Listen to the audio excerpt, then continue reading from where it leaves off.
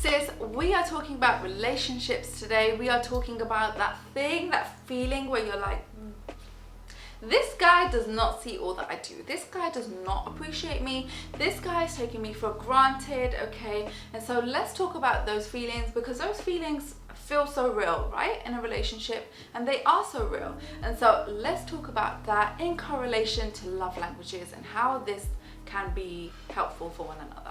So let's dive in. Hi guys, and welcome back to my channel. Thank you so much for being here.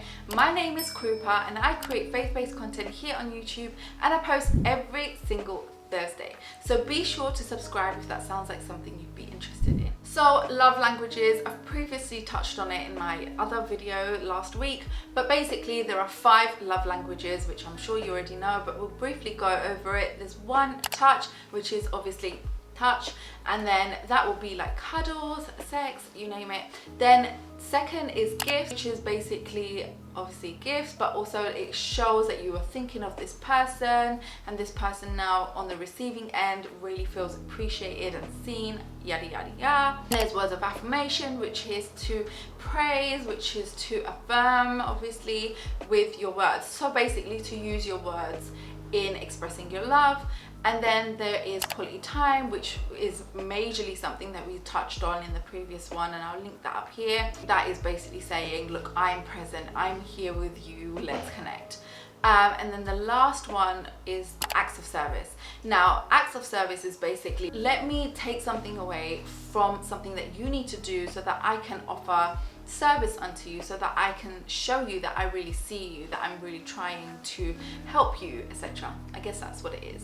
I mean, there's so much more to each one of these, and I'm afraid I'm running the risk of like allowing this video to be 5 hours long if I explain each one of them in like depth, but you get it, and there's a book around it. If that is something that you'd be interested in further learning, then I would definitely go and check out 5 Love Languages, which is by Gary Chapman, I believe. But I am going to talk about the projection and the receiving of love, and how these two things, or like the consciousness of having these two things in your mind, can help your relationship. So let's talk about receiving first. So a lot of the conversations around love languages is how you like to be loved, right? So it's the act of receiving love, whether it's acts of service that gets your love tank filled, or whether it's quality time that gets your love tank filled, or whether it's gifts, yada yada yada, right? And so in some ways this is easier for us to have it in the forefront of our minds, because it's like, well, I like quality time, I like touch, I like gifts, I like acts of service, and so it's easy for us to know what we like. But actually the key in a relationship is to know what your partner likes. Does he like acts of service? Does he like words of affirmation? Does he like to receive gifts? And so I guess the key really over here is, how are you projecting love? And that is the most important, I think, of all the different dynamics of love languages. Like, how are you projecting love? Because Leslie and I recently had a thing where I was doing the most for him, which is what I felt like, and then he was doing the most for me, which is what he felt like, but none of it was really received. So I was like, this guy, he does not appreciate me. And he was like, this woman just does not see me.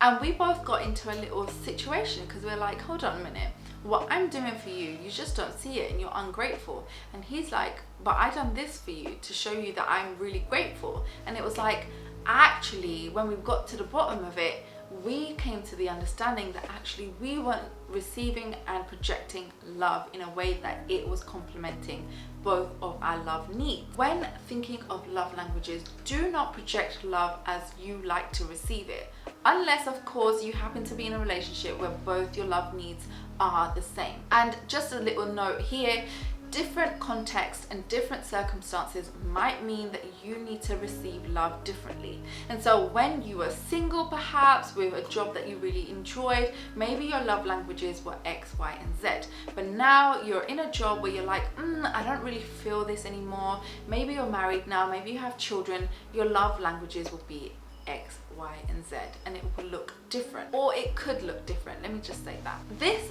relationship advice, probably the best advice I'm ever going to give on this channel, which is make sure you are conscious about the way you are projecting love, and that is what's going to save your marriage, and that's what's going to keep that spark alive, where your husband feels like he's seen, he's appreciated, he's loved, and likewise you also are going to feel that way when you tell your husband, guy, I need you to project love as I receive it, not as you receive it. And that is the key, sis, and you're welcome. Because honestly, I was like, Leslie, I am giving you this acts of service and yet you do not see me. And he's like, sis, well, not sis, but you know, sis in Christ. And he's like, woman, I'm giving you words of affirmation. Like, I'm doing this, you know, like I see you, I'm telling you I appreciate you. And it's like, this is where the disconnection comes from, because you're giving me words of affirmation, which is not my love language, which is one of his, and I'm giving him acts of service, which is not his love languages, it's one of mine. And this is where we're feeling like we're not seen, we're not appreciated, and there's contention between us, because it's like there's that disconnection and we're really longing for that connection, but because we're not projecting love as each other like to receive it, it's like we're feeling like we're doing the most, but actually it's falling on empty grounds because it's not how we receive love. So this is the key. So if you're feeling like in your relationship there is strife, there's disconnection, perhaps there's some kind of heaviness of like lack of communication with each other, and you're just not sure how to tell your partner that this is how you're feeling. Perhaps you're feeling like you're not seen or appreciated, and you're like, well, I don't know how to tell him because he's doing X, Y, and Z for me. And so, you know, in the eyes of the world, perhaps it's looking like we're doing things for each other and we should be grateful, but there is something that's missing. Evaluate and assess your love languages and how are you both projecting that to one another, because this is the key. So that is what I'm going to leave you guys with. A very short video. I just wanted to share that with you because it's changed the trajectory of my thinking when it comes to feeding my husband the love that he needs. Because honestly, since we've both been intentional about this, it's really spiced up our marriage in that sense, where it's like we connect so much now. And this is what I feel like as a parent, and this is what I feel like when we got married, it was like this is something that was naturally coming to us, you know, where we will have the other person at the forefront. Like if there's a 4, it'll be like in front of the 4. Like that's how intentional we were. But then we had kids, and it's like our lives are literally orientated around these little humans and their schedules and what they need, that actually by the end of the day it's like, brother, who are you? It was like that. Actually having this realization that, yeah, like my husband still has a love tank that needs to be filled, or my wife still has a love tank that needs to be filled. So how can I best fill her tank? And that is customized. So now I'm like, okay, well, I'm gonna make sure that every effort that I put into this guy's life is gonna be accounting for something. It's not gonna be like falling just outside of his love tank, because it's like, well, I didn't receive it. Actually, the mail didn't come.